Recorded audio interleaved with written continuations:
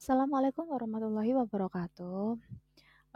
Ini aku mohon izin untuk sedikit menjelaskan tentang kas kecil atau petty cash.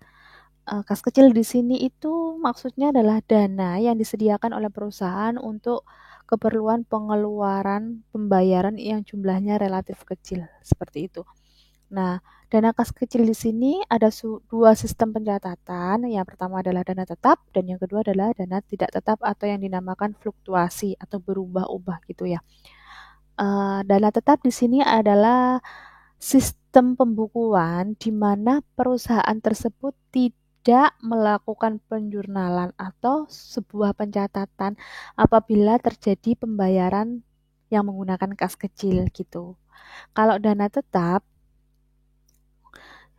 setiap ada transaksi pembayaran yang menggunakan kas kecil, itu selalu dicatat ya, fluktuasi. Sehingga nanti saldo kas kecilnya itu berubah setiap kali ada sebuah transaksi pembayaran. Nah, untuk penjelasan atau untuk contohnya, di sini aku ambil contoh soal nomor 2 ya, karena instruksinya lebih lengkap seperti itu. Nah, di sini tanggal 5 di sini kan ada pembentukan dana kas kecil. Jadi, kita kembali lagi untuk mengingat-ingat lagi yang tidak di jurnal di metode dana tetap itu hanya pembayaran seperti itu. Kalau pembentukan dana kas kecil, baik yang menggunakan metode dana tetap maupun fluktuasi tetap melakukan penjurnalan, yaitu dengan mendebit akun kas kecil dan kreditnya adalah kas, masing-masing sebesar 5 juta rupiah. Nah, di sini di tanggal 6 sampai tanggal 10 itu tidak melakukan penjurnalan. Karena kenapa? Kita cek lagi di soal tanggal 6 sampai tanggal 10 di sini ya, 10 ini itu ada pembayaran atau ada pembelian yang menggunakan kas kecil. Jadi, untuk metode dana tetap tanggal 6 sampai tanggal 10 pertama ini tidak melakukan penjurnalan atau tidak melakukan pencatatan ya.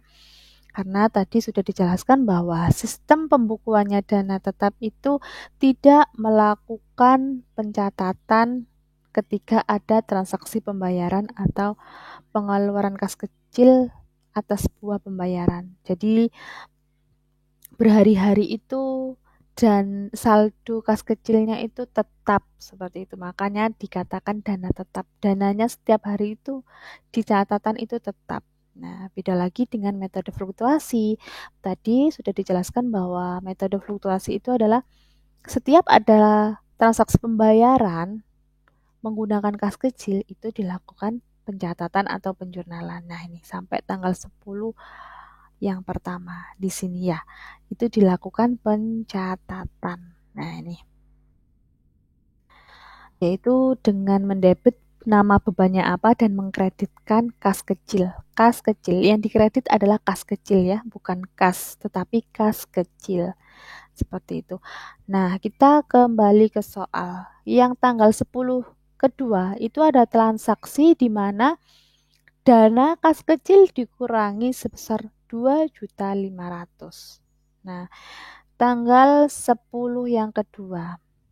Ya, untuk tanggal 10 yang kedua ini baik metode dana tetap dan fluktuasi sama-sama melakukan pencatatan atau penjurnalan dengan cara mendebit kas sebesar 2.500.000 dan mengkredit kas kecil sebesar 2.500.000.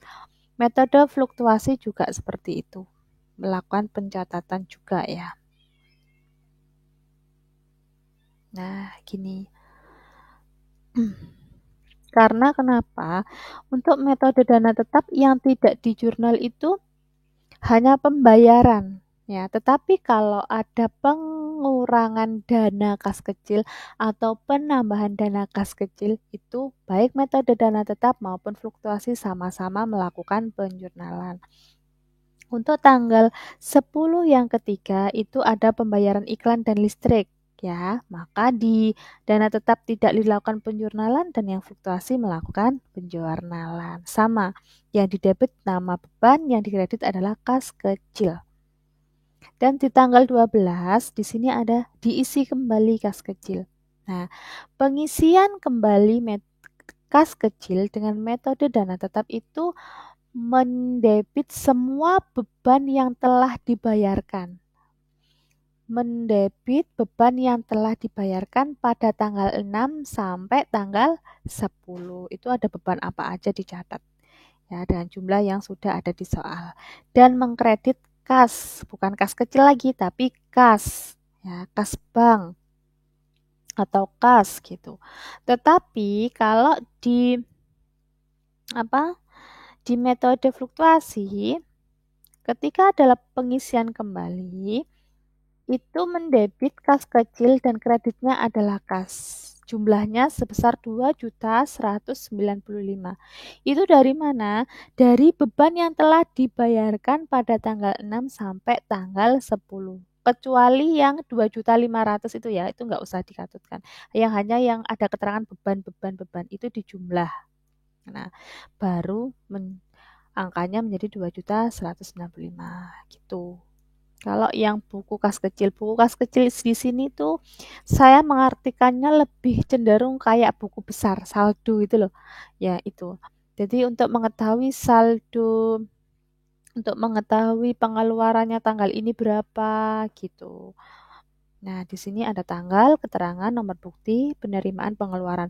Pengeluaran di sini itu semua pengeluaran baik itu pembayaran maupun pengurangan dana kas kecil. Misalkan tanggal 6, pengeluaran 150. 150 ini apa? Pengeluaran tanggal 6 ini kan ada 150. Lah, 150 ini pengeluaran apa? Pengeluaran tentang biaya materai dan perangko. Yang di sebelah kanan ini adalah lebih ke lebih keterangannya gitu loh, Kak.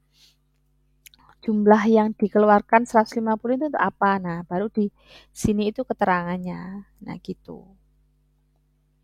Nah, di sini yang soal nomor 3 di sini akan ada pada tanggal 31 Desember 2012 di sini perusahaan melakukan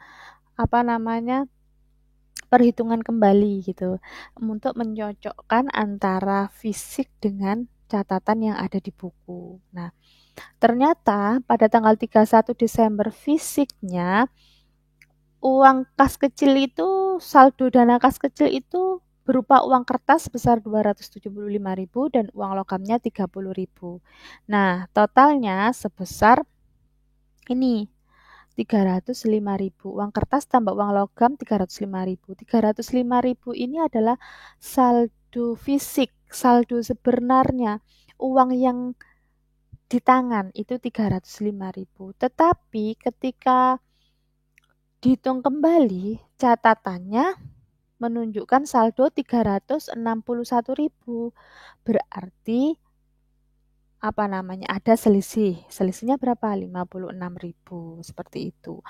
Nah, untuk metode dana tetap, ketika 31 Desember belum melakukan pengisian kembali, maka dilakukanlah sebuah penyesuaian.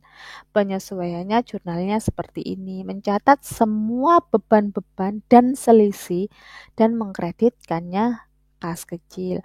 Setelah melakukan penyesuaian, tanggal 1 Januari periode berikutnya itu melakukan jurnal pembalik, yaitu membalik semua jurnal penyesuaian yang ada di tanggal 31 Desember. Baru tanggal 4 ini melakukan pengisian kembali dana kas kecil. Seperti itu. Sekian dari saya. Apabila ada yang perlu ditanyakan, langsung ditanyakan di komentar bisa. Langsung hubungin saya juga bisa. Mohon maaf apabila ada salah kata, mohon koreksinya apabila saya salah dalam penjelasan, mungkin apabila ada yang perlu diluruskan, teman-teman semua bisa langsung komen di bawah ya.